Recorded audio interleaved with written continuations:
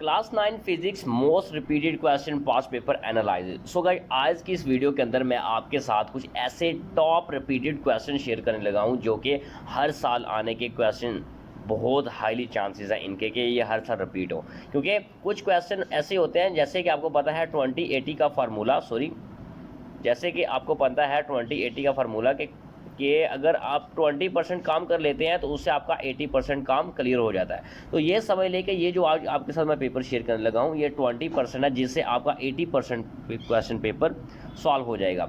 यहाँ पर मैंने इसको डिवाइड किया है 3 टॉपिक्स के अंदर। फर्स्ट पे मैं शॉर्ट क्वेश्चन कराऊंगा, सेकंड पे लॉन्ग, और उसके बाद न्यूमेरिकल्स, और जो एमसीक्यूज़ हैं वो मैं आपको प्रोवाइड कर दूंगा डिस्क्रिप्शन के लिंक के अंदर ताकि आप उनको अच्छी तरह से तैयार कर सकें।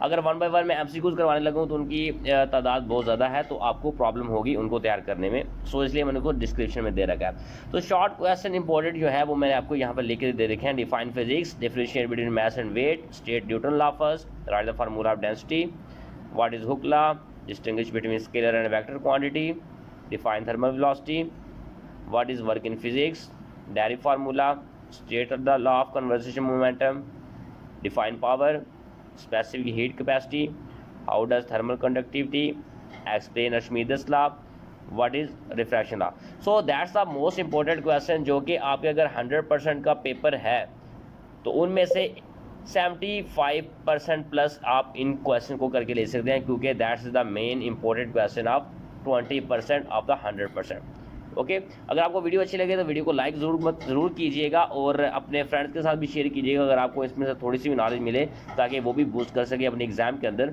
सो भी हम बात करते हैं लॉन्ग क्वेश्चन के बारे में। टॉप रिपीटेड लॉन्ग क्वेश्चन जो कि पिछले तमाम पेपर का एनालिसिस करने के बाद मैंने ये निकाले हैं, जो कि अगर फर्स्ट टाइम आए हैं पेपर के दौरान तो सेकंड टाइम नहीं आए, अगर ये सेकंड टाइम आए हैं तो फर्स्ट टाइम, मतलब दिन में अगर 2 टाइम क्वेश्चन हो रहा है, पेपर हो रहा है, तो उनमें से एक दफ़ा ये ज़रूर आया है। फर्स्ट पे हम देखते हैं Newton law of motion, explain all 3 law. ये लाजमी कीजिएगा, तीनों लॉ, ये बहुत इंपॉर्टेंट क्वेश्चन है। Energy conservation, heat versus temperature, states of matter, wave types and Ohm law, renewable energy. Question number 8 law of reflection, work of energy principle, physics in daily life. And next आ जाते हैं, ये top question है जो आपको must करने हैं। अगर आप पूरी बुक नहीं भी करते, लास्ट 15 डेज़ के अंदर आप इन 10 क्वेश्चन को मस्ट रीड कीजिएगा और प्रिपेयर कीजिएगा, इंशाल्लाह आपका पेपर बहुत अच्छा हो जाएगा। मोस्ट रिपीटेड न्यूमेरिकल्स जिनके हाईली चांसेस हैं, force of acceleration, momentum, density, heat energy और स्पीड। अब ऐसा कि मैंने आपको यहाँ पर दे रखे हैं टॉपिक्स। ओके, मैंने टॉपिक्स दे रखे हैं। अब इनके आप अंदर देखिएगा, आपके पास सेक्शन ए है, a car of mass 1200 kg accelerated at 3 metre per second square, find the net force. अभी आपकी एक्सरसाइज के अंदर जो क्वेश्चन है उसमें फोर्स एंड एक्सेलरेशन के रिलेटेड जितने भी क्वेश्चन हैं उनको गौर से देखिएगा। इसी तरह मोमेंटम के अंदर ये क्वेश्चन, जैसे इसकी एक एग्जांपल ही आप समझ लें, इसी की तरह मोमेंटम के जितने भी न्यूमेरिकल्स हों उनको देखिएगा। अगर 5 है तो 5 देखें, 10 है तो 10 देखें, क्योंकि in momentum, force acceleration, density और हीट एनर्जी और स्पीड, इन 5 टॉपिक्स के अलावा ये मोस्ट इंपॉर्टेंट टॉपिक्स हैं जिनमें से हाईली चांसेस हैं कि न्यूमेरिकल मस्ट आए।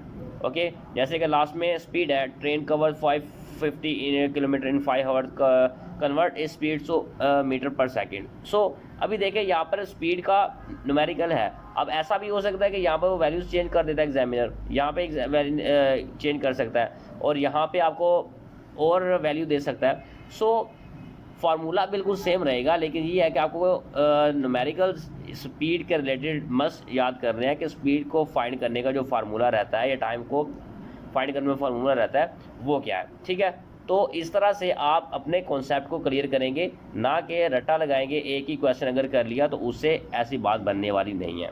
ओके, तो मेरी तरफ से जो एग्ज़ाम टिप्स हैं आपके लिए वो ये है, प्रैक्टिस यूनिट कन्वर्जेशन। जैसे कि अभी मैंने ऊपर आपको एक न्यूमेरिकल भी बताया स्पीड का कि आपने इस तरह से इसको कन्वर्ट करना है। तो यूनिट कन्वर्जेशन के जो कन्वर्जेशन है इनकी लाजमी प्रैक्टिस करनी है। मेमोराइज़ की फार्मूला आपने लाजमी याद करने हैं, जैसा कि मैंने शॉर्ट क्वेश्चन के अंदर बताया आपको। अर्शिमीदेस लॉ हो गया, उसके बाद ओहम लॉ हो गया, या फिर जो भी आपके आएंगे स्टेट न्यूटन लॉ।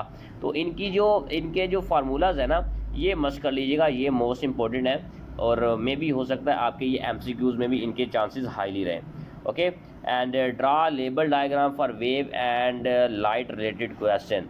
जैसा कि अगर कोई क्वेश्चन है उसके आपको लगता है कि इसकी वन डेफिनेशन के अंदर मैं इसको कवर कर दूंगा, बट आपने ऐसा नहीं करना, आपने उसको डेफिनेशन के साथ उसकी कोई एग्जांपल ऐड कर देनी है। एग्जांपल ऐड करने के साथ अगर आपके पास उसके लिए कोई और वैल्यूएबल नॉलेज है तो मस्ट ऐड कीजिएगा, ताकि आपने मौका नहीं देना है एग्जामिनर को कि अगर 5 नंबर का क्वेश्चन है तो वो आपको 4 दे। आपने कोशिश यही करनी है कि 5 नंबर का क्वेश्चन है तो 5 में से 5 ही आए।